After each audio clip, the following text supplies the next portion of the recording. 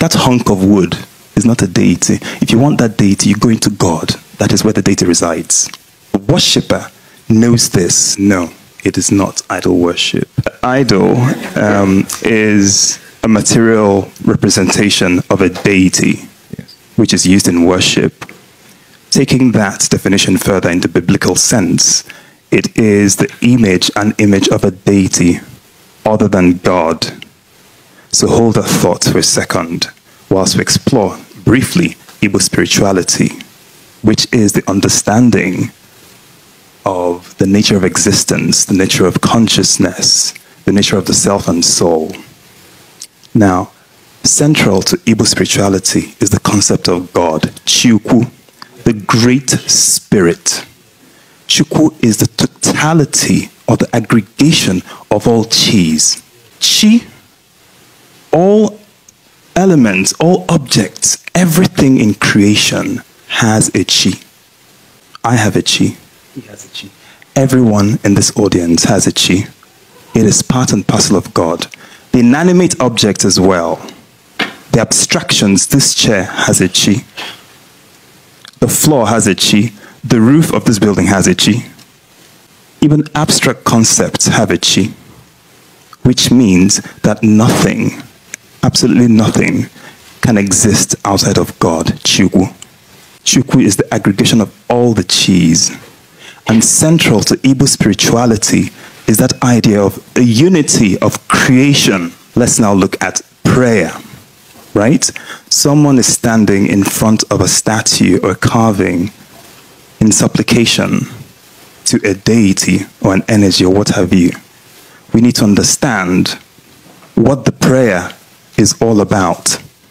Now, the IGBO prayer has a standard format. There will be the throwing of chalk, nzu.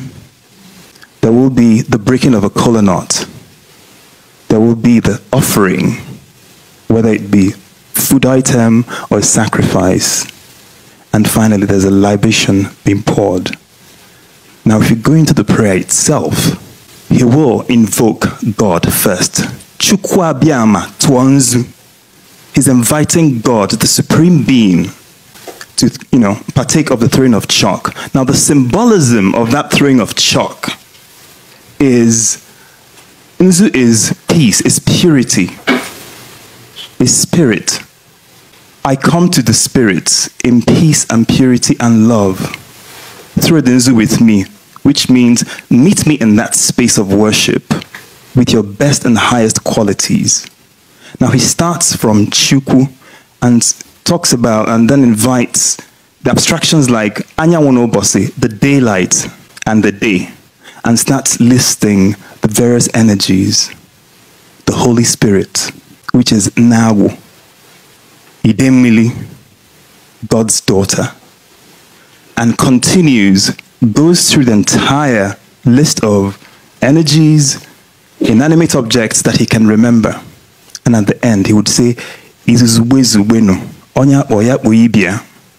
that is, let everything congregate. Let all of creation congregate. If I name you, if I call you, call your kith and kin, come and join me through Nzu. Let us meet ourselves in a space of love and purity.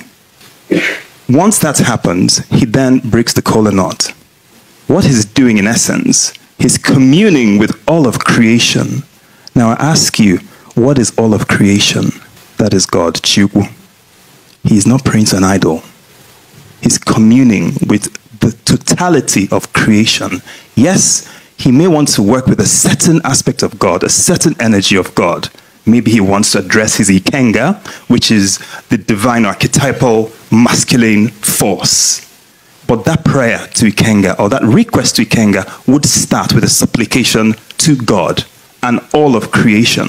None of them exist outside of God. The worshipper themselves, or himself or herself, realizes that what he's doing is not worshiping an idol. Because the Igbos have a saying that Ufike bulunkwagu olono bulunagu oburagu onye choba agu agu de na Chukwu. I'll translate that. Ufike is the non-dibia, the non-magical person.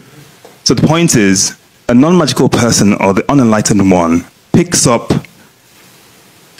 the carving of a deity and believes he has carried a deity. He's wasting his time. That hunk of wood is not a deity. If you want that deity, you go into God. That is where the deity resides.